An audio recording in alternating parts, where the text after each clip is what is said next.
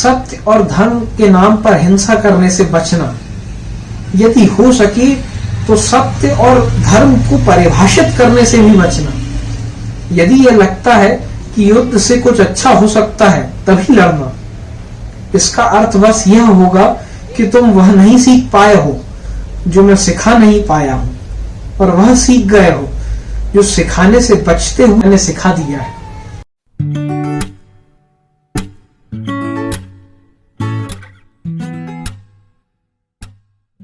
नमस्कार साथियों, ये प्रधाननामा की बेहद खास श्रृंखला साहित्य सारथी है, जिसमें हम आपका परिचय कराते हैं साहित्य की युवा पीढ़ी से।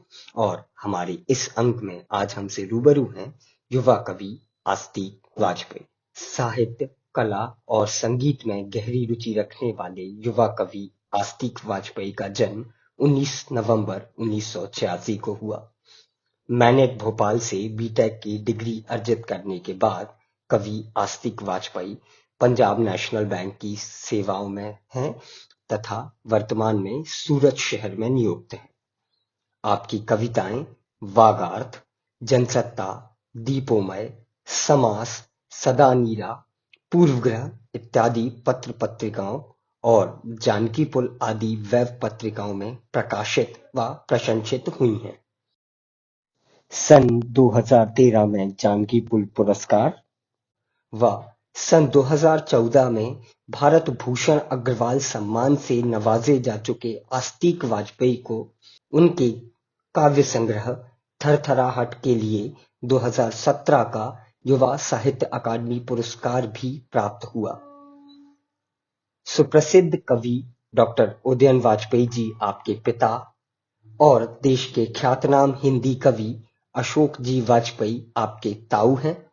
प्रधाननामा आपको अपने बीच पाकर प्रसन्नता का अनुभव करता है। आइए प्रधाननामा की श्रृंखला साहित्य सारथी के इस अंक में सुनते हैं युवा कवि आस्तिक वाजपेयी। पहली कविता है पहली बार। पहली बार। अगर केवल एक बार हम बच्चे हो जाते और एक बार फिर से सब पहली बार हो पाता, एक बार मैं पहली बार लिखने बैठता तो पता चलता कि उतना कठिन नहीं होता, शायद, क्योंकि अच्छा भी नहीं होता। पहली बार कुत्ते को प्यार करता तो यह समझकर कि ज्यादातर इंसानों से बेहतर होते हैं। पहली बार दोस्त के साथ शराब पीता तो यह समझकर कि दोस्त छूट जाएंगे, शराब नहीं छूटेगी। पहली बार डर जाता और कायरता में चालाकी करता तो यह समझकर कि झूठ मनुष्य केवल खुद से बोलता है, दूसरों से झूठ बोलना असंभव है, क्योंकि दूसरे सुनते ही नहीं। पहली बार बारिश में भीगता तो याद कर कि यह बादल हमेशा खुशी के समय नहीं बहते। तुम्हारी आंखें भूरी, काली, हरी, नीली या लाल, मुझे पता नहीं है, कभी हिम्मत ही नहीं हुई कि देख पाता।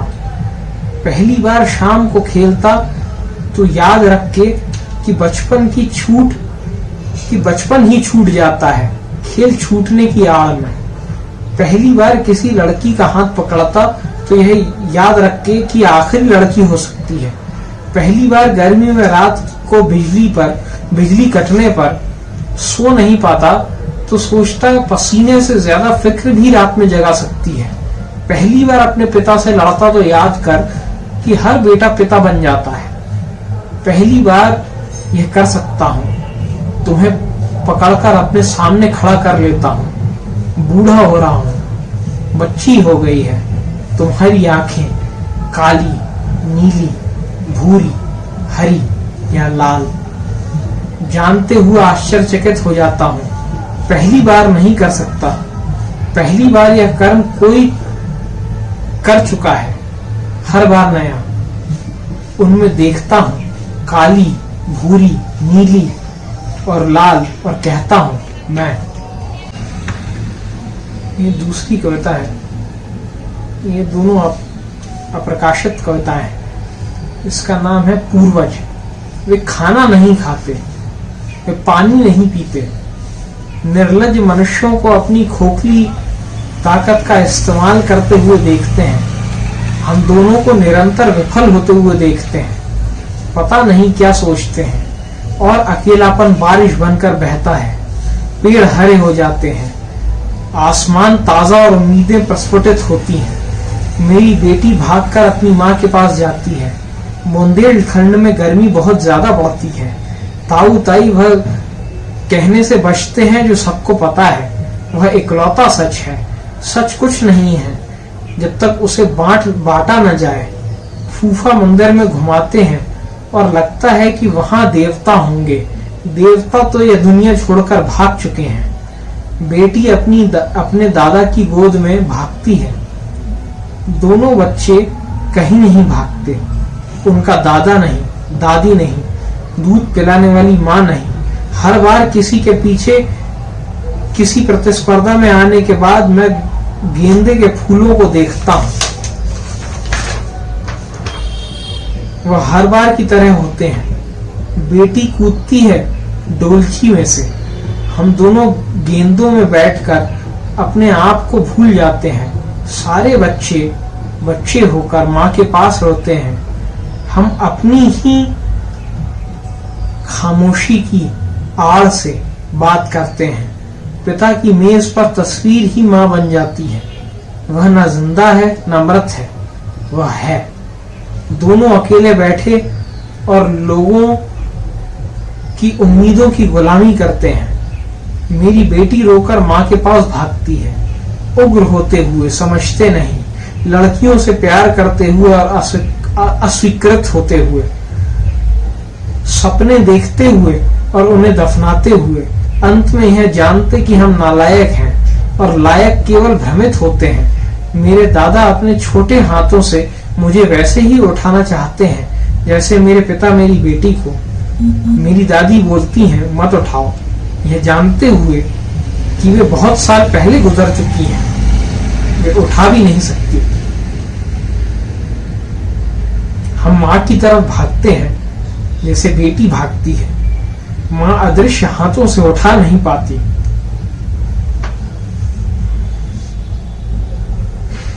अकेले दोनों दीवाने देखते हैं, खाली कमरों में चीखते हैं, सपने देखते हैं, माँ के अभाव में कविता लिखते हैं। यह कविता है ऋषि शृंग। एक ऋषि थे जो ऐसा लिखा गया महाभारत में कि एकांत में रहे और इनके पास एक राजा अपनी बेटी को भेजते हैं। उस जाने के आगमन और ऋषि शृंग की उस प्रतिक्रिया पे एक कविता है।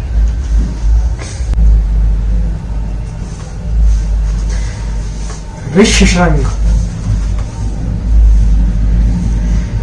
फूलों पर बैठी मधुमक्खियों के ऊपर चिपके हुए पराग उसने बचपन से देखे हैं। या अपने भीषण एकांत के कोने से जानवर और फूलों को बढ़ते देख रहा है।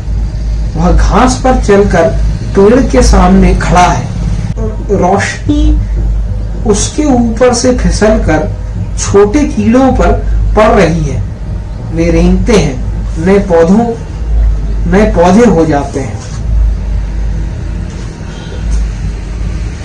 वह एक इच्छा लिए खड़ा है। शक्ति उसकी उपमा है और एकांत उसकी साधना। उसके अंदर सारे संभव एकांत है। वह समुद्र की गहराई में गिरा जहाज हो सकता है जिसमें असंख्य नर मादाओं के कंकाल कमरों में बेतहाशा तैरते हैं। वह पेड़ पर बैठा रात में चिल्लाता बाज भी है। इर्द गिर्द के मैदान का विलाप।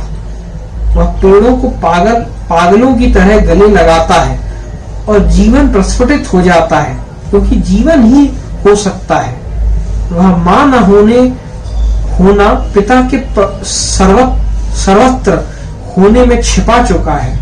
अकेला वह भागता है नदी का पीछा करते हुए। वह बहती है जंगल की ओर, घाटी से निकलते पत्थरों पर अपनी कलकल की गूंज को जंगल की खामोशी से मिलाते हुए। तो वह एक के बाद एक उगी झाड़ियों के भीतर की असंख्य संभावनाओं में उसे ढूंढ रहा है। किसी और की विस्थापित आकांक्षा को अब उसके अंदर है जो अब उसके अंदर है। वह धूप की काली सड़क पर पड़ती तीक्ष्ण ऊष्मा हो सकता है। मृत्यु के बाद अपनी माँ की संभावनाओं की बारिश के पत्तों पर गिरती बूंदों और उसके बाद फिर उगते नए कोपलों में सोख चुका है। वह बीहड़ बन चुका है। सुबह उठ रहा है, तप रहा है, चुप बैठा है, चिल्ला रहा है, अनवरत हो रहा है, बस हो रहा है। वह इच्छा फिर आ रही है और रात के प्रशांत काले में किस दिशा में भाग रही है इसका ठिकाना नहीं। वह पाठशाला जाता एक बच्चा बन गया है। वह दुनिया को पहली बार देख रहा है। हर बार वह अपने छोटे पैरों से मैदान में भाग रहा है। वह पहली बार हर बार की तरह आश्चर्यचकित हो रहा है। उसको देख देवता चिढ़ गए हैं। एक दुबला आदमी जंगल की झोपड़ी में बैठा आंखों में ऐसे आंसू लिए जो गिर सकते हैं पर गिरते नहीं। समूचे ब्रह्मांड की शक्ति को संजोए, इच्छा को बिना समझे और जिज्ञासा की चटाई बिछाए बैठा है। जंगल में एक सरसराहट होती है। वह खड़ा हो जाता है। उसके रोंगटों के साथ पूरा जंगल खड़ा हो जाता है। मधुमक्खी के शरीर पर रखे पराग के फूल पर पड़ने के बाद की तरह वह खिल जाता है। वह आ रही है। ये दो कविताएं हैं जो मैंने अपने ताऊ के लिए लिखी हैं। सूखा पेड़, एक रास्ता है, दो तरफ खेत है, एक तरफ सूखा पेड़, पेड़ का खंडहर जिस पर मेरी बितकी हुई निर्लज इच्छाएं कूद रही हैं। मैं जिंदगी के रोजमर्रे से थक गया हूँ। मुझे अपना सच अपनी पूरी विचित्रता के बावजूद व्यक्त करना है। वह नहीं है कहने या लिखने लायक। उसमें मेरी मूर्खताएं और सीमाओं के फर्श पर दुनिया का मैल बिखरा पड़ा है। इंसान का अहंकार और क्रोध, उसकी महत्वाकांक्षा और शराब का नशा, टुच्चेपन और ईर्ष्या से सने तर्क, अपनी लगातार छोटी और उबाऊ जिंदगी को सही और सार्थक और महत्वपूर्ण बनाने वाले झूठ। उस पेड़ पर अब मुश्किल से मैं देख पाता हूँ एक पीली चिड़िया जिसकी प्रजाति का मुझे पता नहीं। उसमें ठंड की रात के शहर की सड़क पर चलती ढेरों गाड़ियों के बीच खड़ी गाय का अकेलापन भी है। सड़क के बाजू में अपने साथी किसी गाड़ी से कुचले हुए पिल्ले को चाटते हुए दूसरे पिल्लों का आश्चर्य है जो शायद कभी दुख नहीं बन पाएगा। उसमें वे शब्द हैं जिनसे हम संसार को समझते हैं और ध्वस्त भी करते हैं, जिनकी शिनाख्त एकांत करता है, जिनसे ढेरों कविताओं के बीच कुछ पढ़ने लायक पंक्तियां लिखी जाती हैं। लेकिन इससे भी ज्यादा वे शब्द जिनसे हिंसा से टूटे हुए को संभाला जाता है, जिनसे प्रतिस्पर्धा में हारे हुए को दिलासा दिया जाता है, जिनमें उन देवताओं की स्तुति करते हैं उनकी जिन्होंने अगर केवल यही दुनिया बनाई है तो उनकी इंसानियत पर मुझे शक होता है। ऐसे लोग जिनकी दैवीयता पर शक नहीं किया जा सकता। इनमें ढोंगी बाबाओं से प्रताड़ित लोगों की चीख के शब्द और असहाय देवताओं के रुदान भी हैं। मेरा अकेलापन अब पीली चिड़िया के घोंसले से उड़ने वाला है। ये दूसरी कविता है मेरे ताऊ के लिए। थोड़ा सा, मेरे पास केवल थोड़ा सा सच बच गया है जिसे डब्बे में बंद कर मैंने भेज दिया है। धूल की काली आकृतियों के बीच फर्श का रंग बचा हुआ है। कहां मैं भूल गया हूं। शायद वह उस धूल में ही मिल गया है। कहां गया है पता नहीं, या फिर जाकर धूल बनकर लौट आया है। लोगों की अपमान करने की प्रवृत्ति से डरकर जंगल भाग गया है। जंगल की घास में, लंबी घास में मिलकर सागौन के लंबे पेड़ों पर लिपट गया है। जंगल को पहली बार देखने वाले बच्चे की जिज्ञासा में मिल गया है। जानवरों की आवाजों में और जंगल के सुनसान में भी थोड़ा रिस गया है। उसे पता है कि जितना वह मेरा सच है उतना किसी दूसरे का झूठ होगा, सो वह उस दूसरे से बच रहा है, अपने आशय को खोकर आजाद होने की कोशिश कर रहा है, बांस के घने झुरमुट में अपना मतलब छोड़ आया है। अब वह कुछ शब्द भर बचा है आशय से मुक्त। जंगल में बाकी शब्द भी खो गए हैं। कोई हिरण पर सवार, कोई शेर की अंधेरे में चमकती आंखों के भीतर अब एक शब्द बन गया है। बारिश और सुबह की ओस में खुलकर केवल एक अक्षर बच गया है। एक पहाड़ी कोरबा के हाथ वह अर्थ और शब्द से मुक्त अक्षर कच्ची मिट्टी की दीवार पर लिख दिया जाता है। अब वह कुछ नहीं बचा है। देखो, वह आता है अंत में। और ये आखिरी कविता है, इसका नाम है द्रोण। तुझे देने बहुत है मेरे पास, लेकिन ज्यादातर वे बातें हैं जो दे पाऊंगा या नहीं पता नहीं। यादें और संस्कार के अलावा कुछ खास नहीं। संस्कार शस्त्र नहीं है, संस्कार हत्या भी नहीं है। क्या सिखाऊं तुझे? सिखाता हूं कि युद्ध में जीत असंभव होती है, हार निश्चित और पतन स्वाभाविक। हिंसा से हमेशा अपमान होता है, न्याय नहीं होता। धनुष उठाओ और सीखो वह सब जो सीखने के बाद तुम राजकुमार भले बन जाओ, कभी इंसान नहीं बन पाओगे। समझ जाओ कि यह लेकर मुझसे भी लड़ोगे और उससे भी कहीं ज्यादा खुद से लड़ोगे। देखो ये वज्र, इसे थामने पर घमंड मत करना, क्योंकि घमंड शस्त्र का नहीं, मनुष्य का गुण है। यदि इसके प्रयोग को समझ पाओ तो खुद को बड़ा वीर मत समझना।